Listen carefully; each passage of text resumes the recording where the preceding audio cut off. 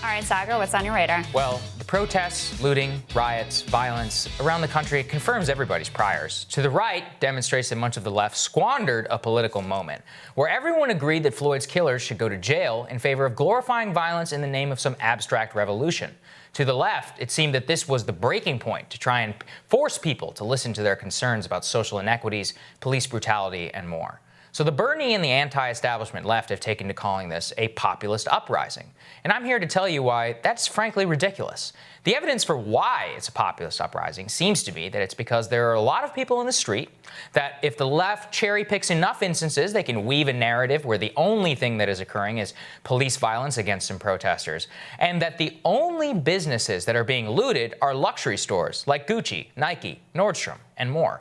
So if this is really a protest that threatens the most powerful people in America, then why exactly are the most powerful people in America fully in support of it?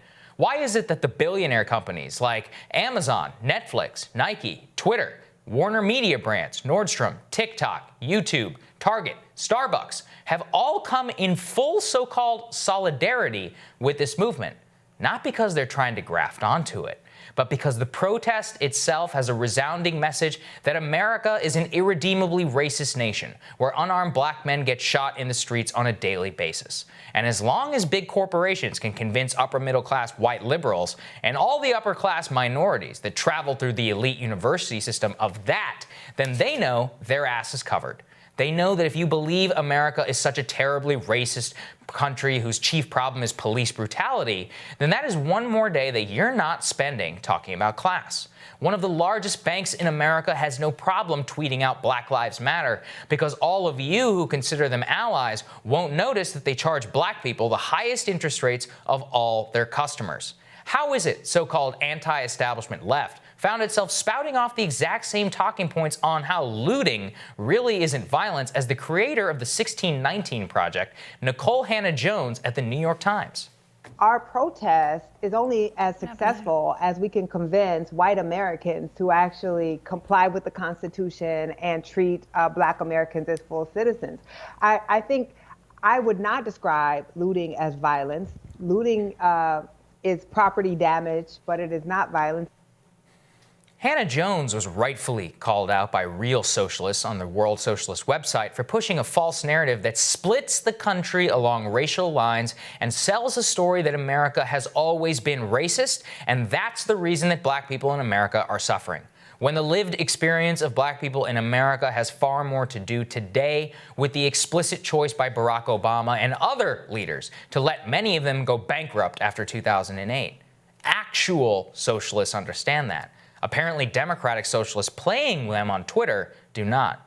When you find yourself agreeing with the people who don't care about class and only care about race, you're not a populist. You're just another member of the professional managerial class trying to do some version of this. Anybody, God, we're just humbling ourselves before you.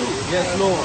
You brought the thunder and rain today, God, because Satan takes the L today. Father, in Jesus' name, you get the victory. Father, we ask for forgiveness from our black brothers and sisters for years and years of racism.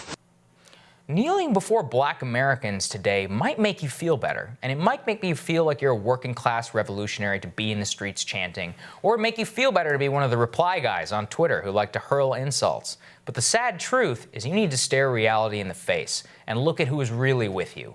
You're on the side of the very people you purport to hate. Your message is not one directed at empowering working class Americans, but instead is bolstering the economic system that holds them down. Law and order, law enforcement, and more have many problems, but their existence is to take care of the most vulnerable amongst us. And those include small businesses which have been looted, a black police officer shot in the chest in the midst of looting, the woman in Minneapolis whose neighborhood was burned to the ground, and the Korean immigrant with no small business insurance who already was on hard times. You say you want to defund the police. Who do you think is going to be fine? It's the people who live in gated communities and hire private security. It's the angry reply guys who live in cozy suburbs. You know you weren't fine. You know who wasn't fine when the police presence diminished in Baltimore after the Freddie Gray riots? It wasn't the people living in National Harbor who were rich. It was the black Americans living in the most impoverished parts of Baltimore, beset by violent crime, drugs, and who are now begging for more police presence. This is not a working class uprising. It's a top-down revolution meant to keep even more power in the hands of those who already have it. And we're going to have more rising for you after this.